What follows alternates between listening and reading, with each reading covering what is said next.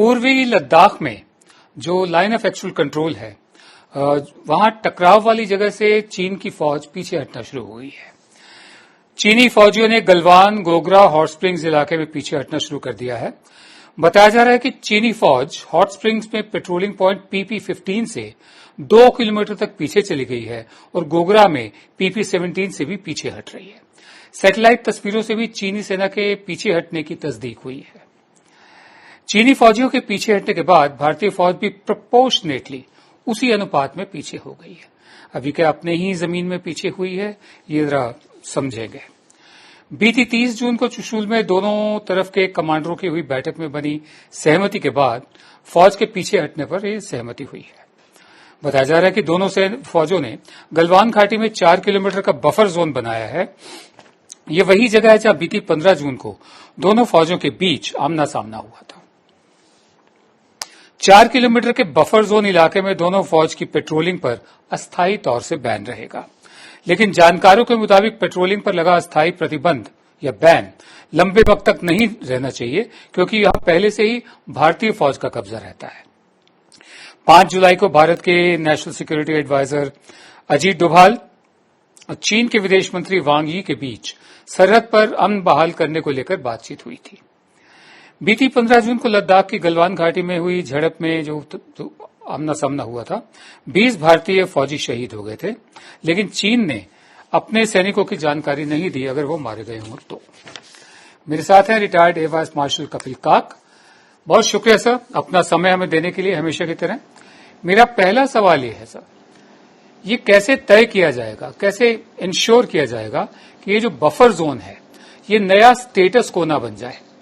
भारतीय फौज कब तक इस इलाके में दोबारा पेट्रोलिंग कर पाएगी? इसका उत्तर देना इस वक्त उचित नहीं है, क्योंकि जो कुछ भी एक तरीके से राष्ट्रीय सलाहकार अजीत डोभाल और उनकी तरफ से स्टेट काउंसिल वांग यी की वो रही है कि स्टेप बाय स्टेप प्रोसेस आएगा आगे, और उस स्टेप बाय स्टेप प्रोसेस में पहले हम डिसएंगेजमेंट करेंगे और उसके बाद डी एस्केलेशन होगी।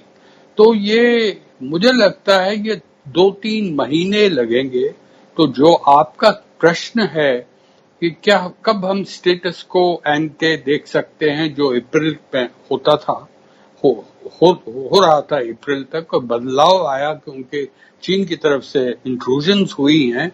मुझे लगता है, मेरी दृष्टिकोण से लगता है कि ये अगले ही स्प्रिंग में, मतलब मार्च अप्रैल में हम इसकी कोई रियलिटी देख सकते हैं, क्योंकि इन फेजेस में इंटरवल्स दिए हैं, 2 हफ्ते 3 हफ्ते, तब तक अगस्त सितंबर आएगा, फिर और बातचीत होगी सैनिकों की, फिर शायद एक्सटर्नल अफेयर्स मिनिस्ट्री जो विदेश मंत्रालय है या हमारे विदेश मंत्री बात करेंगे, और फिर शायद उसका भी निर्णय नहीं लिया गया है कि हमारे राष्ट्रीय सलाहकार भी बात करेंगे। सबसे बड़ी दिलचस्प बात जो मीडिया ने नोट नहीं की है, मुझे कोई शक नहीं है आपने नोट की होगी विनोद जी, कि जो उनकी मुलाकात हुई है उसकी जो समरी, जो खुलासा है, वो एक ही खुलासा नहीं है, अलग अलग खुलासे हैं। हम कह रहे हैं कि LAC पे हम स्टेटस को ले आएंगे, वो बातचीत हुई है, मगर जहां तक चीन का खुलासा है, वो LAC की बात तो कर ही नहीं रहे हैं। वो कह रहे हैं disengagement, de-escalation, peace and tranquillity. वो एक तरीके से वही डर पैदा करता है मेरे दिमाग में, जो आपके माइंड में है, कि कहीं ऐसा ना हो कि एक बफर जोन तो पहले था ही, अब एक दूसरा बफर जोन होने वाला है। तो मुझे लगता है, इसी में मैं बहुत डीपली कॉशियस हूं, स्केप्टिकल हूं कि कोई ओपिनियन देना इस वक्त उचित नहीं है। जब भी इवेंट्स अनफोल्ड करते हैं तब हम इसका एनालिसिस करके आपके सामने पेश कर सकते हैं। जी, तो मतलब इतना तय है कि ये अंदेशा उचित है, वाजिब है कि कहीं नया बफर जोन, नया स्टेटस को न बन जाए। हम आगे चलते हैं। गलवान घाटी के अपने ही इलाके से भारतीय सेना के पीछे हटने को लेकर, भारतीय फौज के पीछे हटने को लेकर विपक्ष जो है वो मोदी सरकार को घेर रहा है। विपक्ष पूछ रहा है कि जब प्रधानमंत्री मोदी ने खुद ही कहा था कि कोई हमारे इलाके में नहीं आया, तो फिर चीनी सैनिक पीछे कहां से हट रहे हैं। वहीं कांग्रेस ने प्रधानमंत्री मोदी को उनके एक पुराने ट्वीट को लेकर भी घेरा है। सन 2013 में गुजरात के चीफ मिनिस्टर रहते मोदी ने भारतीय फौज के पीछे हटने पर सवाल उठाए थे। सन 2013 के उस ट्वीट में मोदी ने कहा था कि चीन अपने फौजियों को हटा रहा है, लेकिन मुझे हैरत हो रही है कि भारतीय फौजी अपने ही इलाके से क्यों हट रहे हैं। वहीं डिफेंस एक्सपर्ट सुशांत सिंह ने NSA, national security adviser Ajit Doval और चीन के विदेश मंत्री वांग यी के बीच रविवार को हुई बातचीत पर मिनिस्ट्री ऑफ एक्सटर्नल अफेयर्स के जारी बयान पर सवाल उठाए हैं। सुशांत सिंह ने कहा कि विदेश मंत्रालय के बयान में कहा गया कि दोनों पक्ष सरहद पर स्टेटस को एंटे यानी यथास्थिति को बदलने के लिए एक तरफा कार्रवाई न करें। भारत और चीन को लाइन ऑफ एक्चुअल कंट्रोल का सख्ती से सम्मान करना चाहिए और स्टेटस को यथास्थिति को बदलने के लिए एक तरफा कार्रवाई नहीं करनी चाहिए। जबकि हकीकत यह है कि सीमा पर तनाव तो चीन की वजह से बढ़ा है। बीती 5 जुलाई को डोभाल और वांग यी के बीच फोन पर करीब 2 घंटे बात हुई।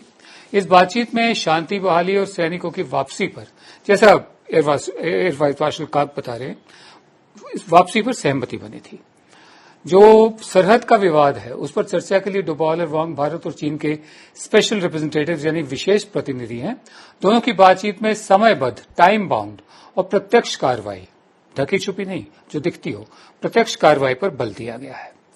सर, मेरा दूसरा सवाल आपसे यह है, ये दोनों फौजें जो पीछे हट रही हैं, जैसे आप कह रहे हैं कि विड्रॉल है और फिर उसके बाद डिसएंगेजमेंट, उसके बाद फिर डीएस्केलेशन, ये जो पूरी स्टेजेस हैं, क्या आपको किसी अंतर्राष्ट्रीय ताकत का दखल इसमें दिख रहा है? देखिए, ये जो हमारे साइलोज हैं हिंदुस्तान में, मैं किसी तरह की निंदा नहीं करना चाहता हूं सरकार की। एक तरीके से दाद देना चाहता हूं कि हालांकि राष्ट्रीय सलाहकार कुछ हफ्ते बीमार थे, सेल्फ क्वारंटीन में थे, और फिर भी उसके बावजूद हमारी मिनिस्ट्री ऑफ एक्सटर्नल अफेयर्स, फौजें और जो विदेश मंत्रालय की आउटवर्ड रीच हुई है, वो जर्मनी से हो, वो फ्रांस से हो, जापान से हो, बाकी देशों से हो, मगर मुझे नहीं लगा है कि कोई दखल अंदाजी हुई है इस पे। उम्मीद हम रख रहे थे कि शायद रूस, वो उनके बहुत ही करीब उनके अलाय हैं चीन, शायद रूस उनको एक तरीके की सुलह दे सकता है कि ये मौका नहीं है कि एक युद्ध के रास्ते पे जाएं दोनों मुल्क। मगर मेरे एक एनालिस्ट की तौर से एक सवाल आपके सामने उठाता हूं, उसका जवाब भी खुद ही दूंगा कि अगर चीन को आगे देख के ये मालूम था कि इस कार्रवाई से जो इंट्रूजन हुआ है 4 क्षेत्रों में, डेप्सांग में, गलवान में, हॉट स्प्रिंग एरिया में, गोगरा में, और सबसे अहम जो है वो पैंगोंग सो एरिया में है, जहां 8 किलोमीटर उन्होंने ऑक्यूपाई किया है। अगर उनकी दृष्टिकोण में, मतलब फॉरवर्ड थिंकिंग में ये लगा कि उनको विड्रॉ करना है, जैसे स्थिति अप्रैल में हुई, तो फिर उन्होंने किया क्यों? इसका जवाब आज तक सारे विश्व में जो कोई भी विशेषज्ञ हैं, जो कोई भी एकेडमिक्स हैं, उसका जवाब कोई दे नहीं सकता ये हुआ क्यों है। तो 4, 5, 10 मुद्दे तो हम आप और मैं मिलके कह सकते हैं क्या कारण हो सकता है, मगर मुझे लगता है कि इसमें वक्त लगेगा। गलती हमारे से भी हुई है, क्योंकि हमने 5 अगस्त 6 अगस्त में जब जम्मू और कश्मीर का 370 हटाया, 35 से हटाया, और रीऑर्गेनाइजेशन की, और उस रीऑर्गेनाइजेशन में अक्साई चिन और पीओके को जोड़ा, और हमारे कुछ मंत्रियों ने कहा कि हम खून बहाएंगे, अक्साई चिन और पीओके को वापस ले लेंगे। मगर चीन में हमें सोचना था कि इसकी प्रोवोकेशन हो सकती है। मैं अपने बचपने की याद में एक बॉलीवुड का एक गाना था, ये कहानी है दिए की और तूफान की। ये कहानी जो भारत और चीन की इस वक्त है, ये दो सड़कों की है। उनकी G219 जो अक्साई चिन के थ्रू वेस्टर्न तिब्बत को जिनजियांग ऑटोनमस रीजन से जोड़ता है, वो एक सड़क है। दूसरी सड़क है जो हमने दारबुक श्योक और डीबीओ की बनाई है। इन दो सड़कों की कहानी है और दो एलएसी, जो उनकी एलएसी है और हमारी है। बदलाव इस वक्त खतरनाक जो हुआ है, वो बफर जोन जो था वो बदला गया। अब हम एक नए बफर जोन की बात कर रहे हैं। जब तक आप स्टेटस को एंटे नहीं लाते, जो स्थिति थी अप्रैल में, तब तक हमारे सामने चीन की ये चुनौती बढ़ती जाएगी, कम नहीं होगी। जी, तो बाय इम्प्लीकेशन ये तय हो ही गया कि उन्होंने किया क्यों। और दूसरे शब्दों में, जब प्रधानमंत्री ने कहा था कि ना हमारे इलाके में को आया है और ना ही कुछ लिया है, तो फिर हम पीछे कहाँ हट रहे हैं। तीसरी बात जो मैंने आशंका, एक अंदेशा जाहिर किया था कि कहीं जो नया बफर जोन है वो नया स्टेटस को न बन जाए, वो सवाल अभी तक वाजिब है। मैं आगे बढ़ता हूं। जैसे एयर मार्शल काक बता रहे हैं, चीनी फौजियों ने गलवान घाटी, हॉट स्प्रिंग्स और गोगरा में पीछे हटने के बावजूद पीछे हट रहे हैं, लेकिन भारत ने अपनी चौकसी कम नहीं की है। सरहद पर अब दोनों देशों के फौजियों के बीच आईबॉल टू आईबॉल वाली हालात तो नहीं है, लेकिन चीनी फौजी अभी भी डेप्सोंग और पेंगोंग क्षेत्र से पीछे नहीं हटे। चीन ने रणनीतिक तौर से अहम पेंगोंग झील इलाके में अपनी स्थिति मजबूत की है। बिजनेस स्टैंडर्ड से जुड़े पत्रकार और देश के डिफेंस एक्सपर्ट अजय शुक्ला ने कहा है कि गलवान घाटी में म्यूचुअल डिसएंगेजमेंट यानी आपसी सहमति से अलग होना और कुछ नहीं बल्कि चीन का भारतीय जमीन पर कब्जा करना है। अजय शुक्ला ने ट्वीट कर यह भी कहा कि केंद्र सरकार देश की जनता को अंधेरे में रख रही है। साथ में अजय शुक्ला ने यह भी कहा, हमें इस बात का ख्याल रखना चाहिए कि हम चीन की 2 steps forward 1 step backward strategy, यानी 2 कदम आगे फिर 1 कदम पीछे वाली रणनीति में ना फंस जाए। मेरा आपसे आखिरी सवाल यह है काक साहब कि 2 स्टेप्स फॉरवर्ड 1 स्टेप बैकवर्ड, क्या ये नीति वाकई है, क्या ये सच है, और ये है तो थोड़ा समझाइए क्या है। देखिए, एक है कि आपको चीन पे किसी तरीके का भरोसा नहीं करना चाहिए कि जो भी हमें तारीख इतिहास हमें बताती है कि चीन की हमेशा 2 स्टेप्स फॉरवर्ड 1 स्टेप बैकवर्ड वो स्थिति रही है। इसका कारण यह है, चीन का स्ट्रेटेजिक कल्चर भी ऐसा है। जैसे हम कहते हैं रणनीतिक संस्कृति, वो क्या रही है? वो रणनीतिक सांस्कृतिक ये रही है कि अगर हम में क्षमता है तो हमारी जो बाउंड्रीज हैं वो फ्लेक्सिबल हैं। अगर हम बहुत ही एक तरीके के तंदुरुस्त हैं तो इनको आगे ले जाइए, अगर कमजोर हैं तो रहने दीजिए। ये पुरानी बात है। ये भी बात है माओसी तुंग ने, आपको याद होगा, खुद ही कहा था कि जो तिब्बत है वो हमारी हथेली है और इसकी उंगलियां लद्दाख, नेपाल, भूटान, सिक्किम और अरुणाचल प्रदेश है। जब तक कि उंगलियां आप हथेली से ना जोड़ें तो हथेली जाएगी कहां?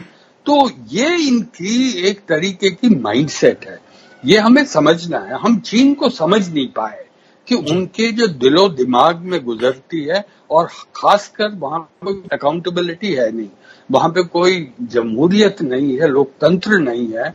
और शी जिनपिंग इस वक्त एक तरीके एक घेरे हुए हैं क्योंकि बहुत ही ऑपोजिशन रही है। उन्होंने थोड़ा उस पर इस गतिविधि से शायद खुद को थोड़ा स्ट्रांग बना ही दिया, इसको कोई शक नहीं है। मगर जनवरी फरवरी 2 महीने इससे पहले वो बहुत ही कमजोर थे। लोग चीन में काफी बातचीत हो रही थी कि इनको रिप्लेस ना किया जाए।